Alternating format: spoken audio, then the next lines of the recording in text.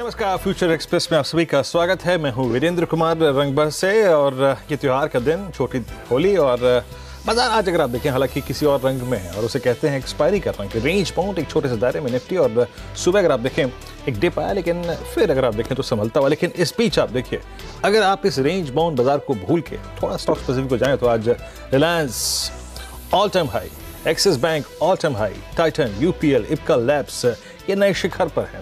ये इस बाजार की अगर आप देखें तेजी का एक और जो अगर आप देखें लार्ज कैप में एग्जैक्टली जो थीम था वो देखा आपने।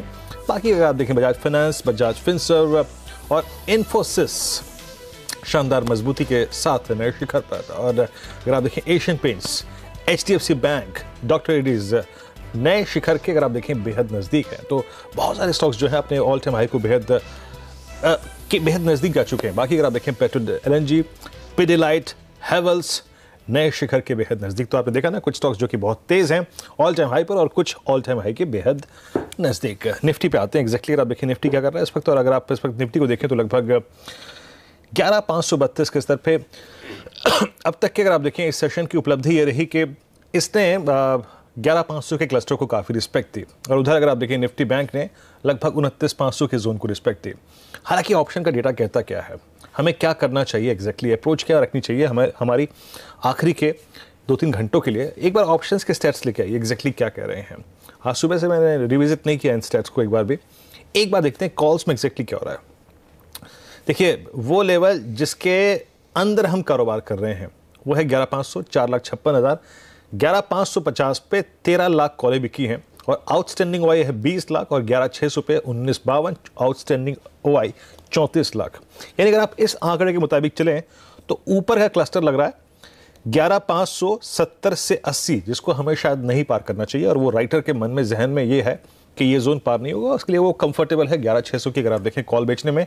और 11,550 का कॉल पुट का जोड़ा क्या कर रहा है, आइए एग्जैक्टली देखते हैं। देखिए यहाँ पे 11,550 की कॉल में 13 लाख कॉल बिकी हैं। अब आइए इधर, आप बड़ी पुट राइटिंग अगर कहीं हुई है और बड़ा ओआई यानी खुले सौदे कहीं खड़े हैं तो कुल ओआई है 40,88,000 का 11,500 की स्ट्राइक पे। और इंट्राडे में पुट बिके हैं लगभग 22 लाख। यानी मोटे तौर पे ऑप्शन राइटर के जहन में ये है कि टुवर्ड्स क्लोजिंग निफ्टी क्लोज होगा 11,530 से लेकर 70 के बीच में। एक्सपायरी पोल सीएनबीसी आवाज का ट्रेडर्स पोल क्या कहता है एग्जैक्टली आप देखते हैं। 11,500 से बिलीव काफ़ी कम है, जैसे कि मैंने ऑप्शन राइटर्स का बिहेवियर बताया आपको। 500 to 550 30 और 550 to 650 यानी 80% मानते हैं कि शायद अभी जिस मैं जोन की बात कर रहा था 530 और 580 इस क्लस्टर के बीच में ये क्लोजिंग आ सकती है। निफ्टी बैंक पे आते हैं। देखिए निफ्टी बैंक याद रखिए बीते 2 सीरीज में अगर आप देखिए 2 हफ्तों में लगभग 11% का स्विंग। एग्जैक्टली यहाँ पर ऑप्शन राइटर्स क्या कर रहे हैं, वो ये कर रहे हैं कि किस रेंज को एक्सपेक्ट कर रहे हैं। देखिए बड़ी राइटिंग हुई है 800 पे और 900 पे। आउटस्टैंडिंग ओआई 29,800 पे ज़्यादा है 17 लाख का। और अगर आप पुट्स को आके देखें तो पुट्स में सबसे बड़ा ओआई अगर कहीं पर जुड़ा है आज इंट्राडे में तो वो है 600 और इवन 700। यानी पॉसिबली यहाँ पर राइटर के मन में जोन जो निफ्टी बैंक के लिए आता है वो है 700 से 800 या फिर 800 से 900 के बीच में। ये थोड़ा देर में और क्लियर हो जाएगा। ये सीएनबीसी आवाज़ का पोल जो है उसमें आप देखिए, हालांकि यहाँ जब मैं कल डेटा जुटा रहा था ना तो ज़्यादा फीलिंग मेरे को ये आ रही थी कि आखिरी में एक अच्छे मूव की एक्सपेक्टेशन है यहाँ पे डेरिवेटिव एनालिस्ट को, और वो मानते हैं कि टुवर्ड्स 29,900 या फिर थोड़ा सा उसके ऊपर भी जा सकता है। लेकिन मोटे तौर पे जो क्लस्टर रहेगा वो है 29,800 से 900 का। अनुज, इसको देखते हुए किसी ट्रेड की पॉसिबिलिटी नहीं लग रही है मेरे को फिलहाल। हाँ। लेकिन आखिरी का 1 घंटा इस बात को देखते हुए कि हमारे पास आजकल बहुत हथियार हैं, Reliance, HDFC bank, axis ICICI combination जो कि सर्कमस्टेंसेस को बदल देता है। क्या लग रहा है? देखिए वीरेंद्र, मैं एक चीज़ कहूँगा, इस मार्केट में आपको एक चीज़ देखनी होगी कि ये एक्सपेंशन फेज अभी भी कंटिन्यू कर रहा है। और एक मार्केट में एक एडेज है, अगर आप बुल मार्केट में हो तो नेवर शॉर्ट अ डल मार्केट। अभी मार्केट डल मार्केट है, सब कह रहे हैं कि यार वॉल्यूम नहीं हो रहा है आज, थोड़ा बहुत कुछ भी नहीं हो रहा है। इस मार्केट में शॉर्ट तो बिल्कुल ना करें, करना आपको लॉन्ग ही है। लेकिन कैसे लॉन्ग करना है, आज की एक्सपायरी नहीं, अगले हफ्ते की एक्सपायरी जो कि मंथली एक्सपायरी भी है उसमें खेलिए। 25-30% ऑप्शन कॉल पे ऑप्शन प्रीमियम डाउन है आज मार्केट फ्लैट होने के बावजूद, तो वहाँ पर बाइंग करिए। और ऐड करिए अगर 3 से 3.5 का मूव डाउन साइड पे आता है तो। अगर 3 से 3.5 का मूव डाउन साइड पे आया, उसमें अगर आपने कॉल्स ली अगले हफ्ते की, मैं आपको एक चीज़ लिमिटेड सर्टेनिटी के साथ कह सकता हूँ कि फ्राइडे को, कल छुट्टी है क्योंकि फ्राइडे को जब हम खुलेंगे तो आप देखेंगे कि कॉल जो अगले हफ्ते की कॉल हैं वो एटलीस्ट डबल हो जाएंगी, क्योंकि ये इस तरीके का मूव हमने पिछले 2-3 हफ्तों से देखा है कि वीकली ऑप्शन एक्सपायरी वाले दिन मूव नहीं आ रहा, लेकिन अगले दिन बड़ा मूव आता है फ्राइडे को।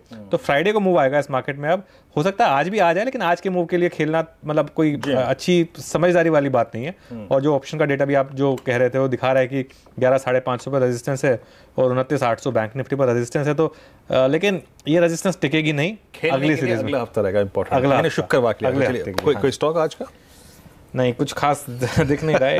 मतलब बहुत आज के लिए बहुत बोरिंग मार्केट है, तो आज बोरिंग भी कहना टफ होगा जी। और यकीनन देखिए त्योहार के लिए जा रहे हैं तो थोड़ा सा हल्का होके जाइए, लेकिन ऑप्शन लेके जाइए। वो ऑप्शन क्या होगा मैं बात करूंगा उस पर भी। अगर मुझे नेक्स्ट वीक यानी नेक्स्ट वीक भी है, याद रखिए नेक्स्ट मंथ भी है, क्योंकि वीकली भी है और मंथली एक्सपायरी भी है, तो उसमें कौन सा ऑप्शन पकड़ना है उस पर हम बात करेंगे। अनुज बहुत बहुत शुक्रिया। और हमारे साथ अब बातचीत करने के लिए गौरव बिस्सा हैं। गौरव, गुड आफ्टरनून कार्यक्रम में स्वागत है और होली की, छोटी होली की शुभकामनाएं आपको आपके पूरे परिवार को और आपके पूरे क्लाइंट बेस को। ये बताइए निफ्टी बैंक निफ्टी पे कर क्या रहे हैं आप? गुड आफ्टरनून वीरेंद्र, आपको आपके सभी टीम मेंबर्स को और दर्शकों को होली की बहुत शुभकामनाएं, ढेरों शुभकामनाएं। रही बात निफ्टी और बैंक निफ्टी की, हम भी उन्हीं लोगों में से हैं जो काफ़ी देर से इंतज़ार कर रहे हैं थोड़ा नीचे है तो हम बाय करें। बेसिकली अगर आप देखेंगे तो थोड़ा रिस्की रेट हो जाता है, जहाँ पे आप 11,450 से बाय कर रहे हैं, 30-40 पॉइंट का स्टॉप लॉस ले रहे हैं, ऊपर में आप 11,525-30 जो अभी करंट लेवल चल रहे हैं वहाँ पे आप थोड़ा प्रॉफिट बुकिंग कर रहे हैं। तो अब एक अच्छा मोमेंटम देखने मिला है, अब वहाँ पे अटक चुका है 11,550-560, काफ़ी एक अच्छा इन्फ्लेक्शन एरिया। यहाँ पे हमने देखा है 2-3 बार थोड़े से प्रेशर यहाँ पे पॉइंट्स देखने मिले हैं। तो मेरी राय ये होगी कि आप 11,500 के करीब आए तो आप बाय कीजिए, 30-40 पॉइंट का स्टॉप लॉस होगा, ऊपर में 11,570, 11,580 एक या 2 दिन का ट्रेड आप इसके लिए प्ले कर सकते हैं। बड़े टारगेट्स अभी यहाँ पे मैं फिलहाल नहीं करूँगा, क्योंकि 11,600 अगर पार होता है तो इसमें अच्छा रहेगा। 2 कारण हैं, अगर आज का अगर आप देखेंगे तो हाईएस्ट कॉन्सेंट्रेशन कॉल में वो है 11,600 में। मंथली कॉल का या 28 तारीख अगर आप एक्सपायरी वाला देखेंगे उसमें जो कॉन्सेंट्रेशन है वो काफ़ी अच्छा, second highest from the highest, वो भी 11,600 के कॉल ऑप्शन में है। तो यहाँ पे वो दर्शा रहा है कि थोड़ा वहाँ पे कंफर्टेबल राइटिंग हो रही है। ये पूरा महीना राइटर्स के लिए बहुत नाइटमेयर जैसा रहा है, लेकिन फिर भी थोड़ी बहुत राइटिंग वहाँ पे हो रही है, तो उसको थोड़ा रिस्पेक्ट कर सकता है ये। तो डिप्स में बाय कीजिए वो बेहतर होगा। रही बात बैंक निफ्टी की, तो 29,800, 29,850, 805 ये ऐसा लेवल जहाँ से प्रेशर देखने मिल रहा है। 2-3 बार यहाँ से वाले कैंडल्स जाते हैं, टच होकर वापस नीचे आ रहे हैं। तो फ्रेश बाइंग 29,800 स्पॉट के ऊपर ही अच्छी होगी, तब आप 30,000 के लेवल के लिए प्ले कर सकते हैं। अदरवाइज आप डिप के लिए वेट कीजिए, 29,650, 50-60 पॉइंट का स्टॉप लॉस होगा, ऊपर में 100-150 पॉइंट का टारगेट होगा। वही बेसिकली इसमें राय होगी निफ्टी और बैंक निफ्टी के लिए। चलिए, तो ये है बैंक निफ्टी और निफ्टी पर आया। इस बीच में आपको जरा एक स्टॉक दिखाना चाहूँगा एक बार, जरा प्लीज़ वोडाफोन आइडिया का स्टॉक लेके आइए। 30 पे 86 पे ये स्टॉक ऑलमोस्ट डे लो पर है। और याद रखिए ये 13 तारीख से, अगर आप देखें 13 तारीख को इसने एक हाई लगाया था करीब 35 रुपये 29 पैसे का, अब करीब 31 रुपये पे आ चुका है, ऑलमोस्ट डे लो के आसपास बढ़ता हुआ। और देखिए यहाँ पे वोडाफोन आइडिया की आज बोर्ड बैठक है, जिसमें आज राइट इशू के प्राइस को डिक्लेयर किया जाएगा। करीब 25,000 करोड़ रुपए का ये राइट इशू है, लेकिन मौजूदा हालात में ये एग्जैक्टली प्राइसिंग इसकी क्या होगी, कहा जा रहा है कि एक डिस्काउंट मिल सकता है, एक्सट्रीम डिस्काउंट होगा इस राइट इशू में। तो एग्जैक्टली बाजार को उस प्राइस का इंतज़ार है। और याद रखिएगा इसमें जो वोडाफोन है, वोडाफोन पीएलसी लगभग 46% स्टेक होल्ड करती है, और वो इस राइट्स इशू में लगभग 11,000 करोड़ रुपये डालेंगे। और जो आइडिया है वो लगभग 7,000 से 7,500 करोड़ रुपये डालेगा। और बाकी भी अगर आप देखिए जो रिमेनिंग पोर्शन है इस 25,000 करोड़ रुपए के राइट्स इशू का, उसको भी उनको सब्सक्राइब करने का अधिकार होगा। तो डिपेंड करेगा एग्जैक्टली इसकी प्राइसिंग क्या होती है।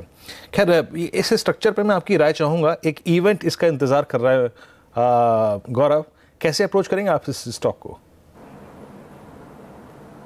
देखिए आइडिया की अगर बात कीजिए तो 30 के लेवल में काफ़ी कंसोलिडेशन हुआ था, और फिर वहाँ से एक छोटी सी बाउंस बैक हमको देखने मिली है जो तकरीबन 32-33 तक लेके गई थी।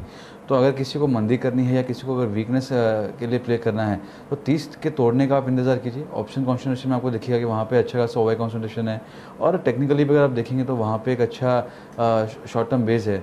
तो मैं यही कहूँगा किसी को अगर शॉर्ट करना है तो आप 30 के नीचे हो तो आप उसको शॉर्ट कीजिए, आप इसमें पुट वगैरह लीजिए। जब तक ये 30 को तोड़ नहीं रहा है ये फिर से स्टॉक थोड़े से एक उछाल दे सकता है वापस 32-50 के लिए। तो मेरे हिसाब से शॉर्ट के लिए फिलहाल इंतजार करना चाहिए, 30 के नीचे ब्रेकडाउन है इसमें। चलिए अब आते हैं, देखिए हमने बात करी निफ्टी की, निफ्टी बैंक की बात कर ली, अप्रोच की बात कर ली, और देखिए इस कार्यक्रम के आखिरी में मैं 2 बातें करूंगा। एक स्टॉक के बारे में बात करूंगा और एक ऑप्शन के बारे में बात करूंगा। आज ऑप्शन इंडेक्स का होगा, लेकिन उससे पहले गौरव मैं आपके ट्रेड्स के बारे में बात करना चाहता हूं। आपने आज 1, 2, 3, 4 ट्रेड दिए हैं और इसमें से आज नहीं, आपके 2 ट्रेड सेल भी हैं। पहले 2 ट्रेड्स बाय की कौन से हैं आपके, बताइए। पहला रिकमेंडेशन जो है वो रामको सीमेंट में है, जहाँ पे हमने देखा है कि 700-695 ऐसा लेवल जहाँ से एक अच्छा ब्रेकआउट देखने मिला था। इस स्टॉक ने फिर से वो लेवल्स रीटेस्ट किए हैं 700-705 के, और फिर एक वापस एक पॉजिटिव अपटेक बनाई है। अभी कंसोलिडेशन चालू है, तो ब्रेकआउट होने के बाद रीटेस्ट करके जब ऊपर जाता है स्टॉक तो टेक्निकली उसको काफ़ी स्ट्रॉन्ग माना जाता है। OI की अगर बात की जाए तो 1.5 से 2.5% के इसमें OI एडिशन आज हुए हैं। तो अगर ये 700 होल्ड करता है तो एक अच्छी अपटेक आपको देखने मिल सकती है। तो 745-750 का लक्ष्य होगा, 702 के स्टॉप लॉस आप उसको बाय कर सकते हैं। दूसरा है हेक्सावेयर। IT स्पेस लास्ट दो दिनों में वापस एक उसको मोजो वापस मिल गया है, वापस एक अच्छा मोमेंटम देखने मिल रहा है। हेक्सावेयर ने अगर आप देखेंगे तो कंसोलिडेशन दिखाया था 300-335 के यहाँ पे, फिर ब्रेकआउट हुआ था, ब्रेकआउट को रिटेस्ट करके वापस ऊपर गया है।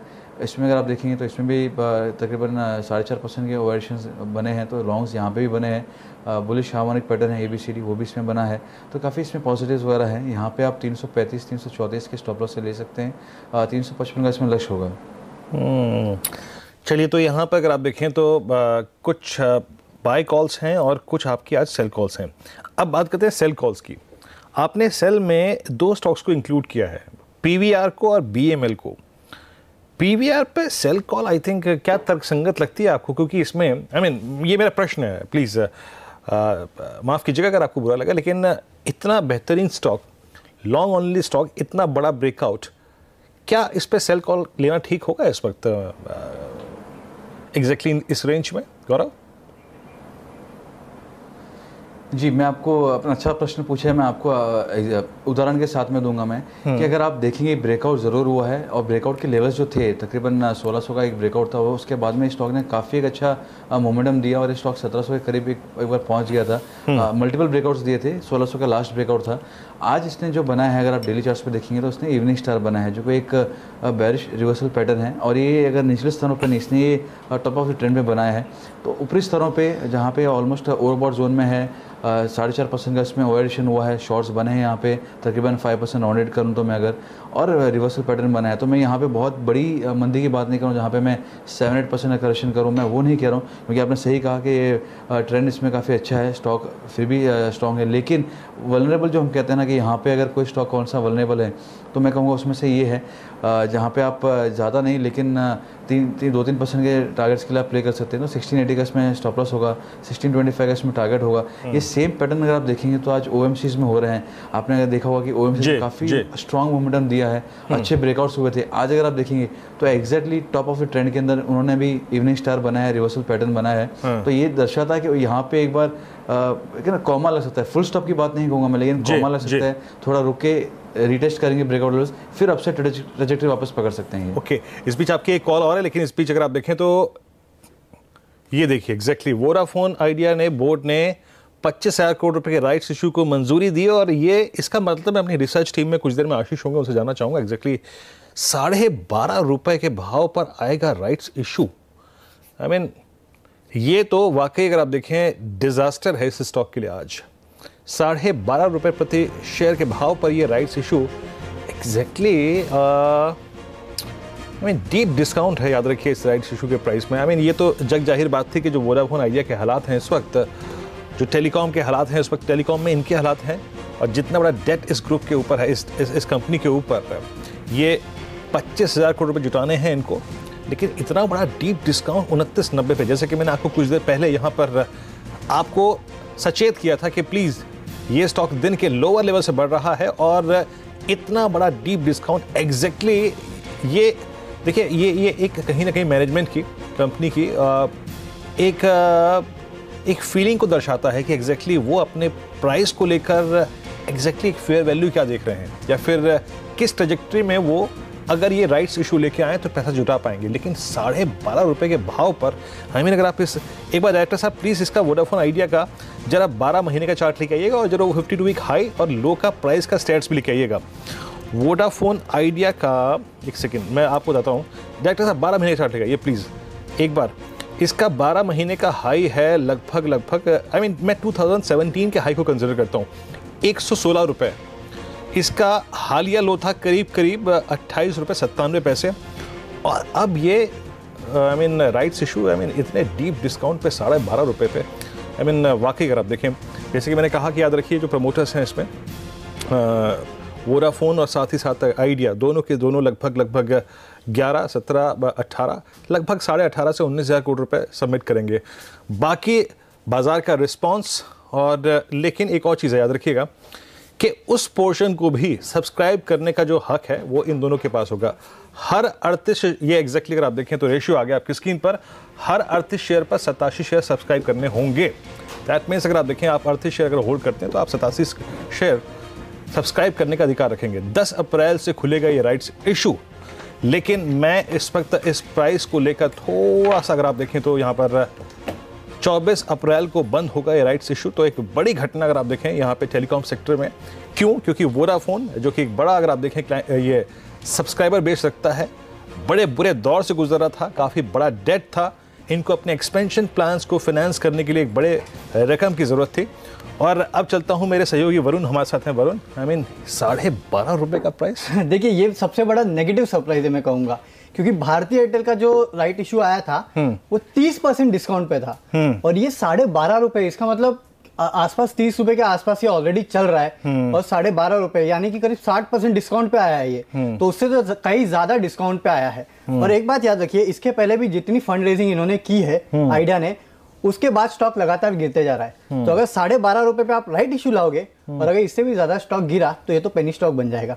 दूसरी बड़ी बात, इतने कम प्राइस पे अगर आप राइट इशू ला रहे हो तो इक्विटी डाइल्यूशन जो है यहाँ बहुत बड़ा होने वाला है, ये आप समझ लीजिए। वैसे ही लोग बोल रहे थे कि करीब 56% के आसपास का इक्विटी डाइल्यूशन होगा, 46 to 56%। हाँ, लेकिन अगर इतने कम प्राइस पे आप राइट इशू ला रहे हो और 25,000 करोड़ आपको जुटाना है, तो इसका मतलब है आपका जो इक्विटी डाइल्यूशन है वो और बड़ा होगा। अब इसमें ये जानना पड़ेगा कि क्या प्रमोटर्स पार्टिसिपेट करेंगे, क्योंकि प्रमोटर्स तो करेंगे, लगभग 18,000 करोड़ रुपए तो ऑलरेडी 71.3% तो उनकी होल्डिंग है, और 75% के ऊपर वो लेके जा नहीं सकते। तो किस लेवल तक प्रमोटर पार्टिसिपेट करेंगे, माइनॉरिटी शेयर होल्डर्स किस लेवल तक पार्टिसिपेट करेंगे, ये जानना होगा। लेकिन जो प्राइस आया है ये बड़ा शॉकिंग प्राइस है, ये आपको मैं बता देता हूँ, और शायद मार्केट इसको काफी नेगेटिव लेगा।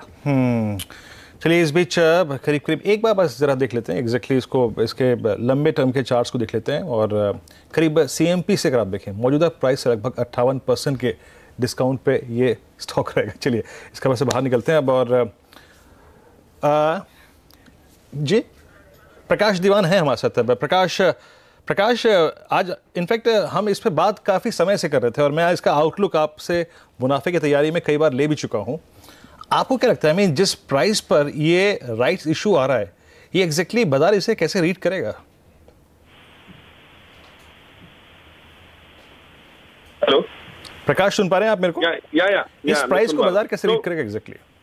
तो वीरेंद्र, इसमें देखिए ऐसा है कि दो चीज होंगी। इमीडिएट बेसिस पे प्रेशर आएगा क्योंकि इतनी ज्यादा डाइल्यूशन होगी, जो 25,000 करोड़ आ रहा है, तो उससे डाइल्यूशन की वजह से होगा। लेकिन आगे चल के यही पैसा इनके डेट रिडक्शन और एक्सपेंशन में काम आएगा। तो एक चीज अच्छी जो दिख रही है जो इसके बाद होगी, इस प्रेशर को अब्सॉर्ब होने के बाद, कि मैनेजमेंट प्रमोटर्स इस कंपनी के इस दर्द वाले बिजनेस में भी कॉन्फिडेंस रखते हैं और इसको आगे चल के बढ़ाने की कोशिश कर रहे हैं।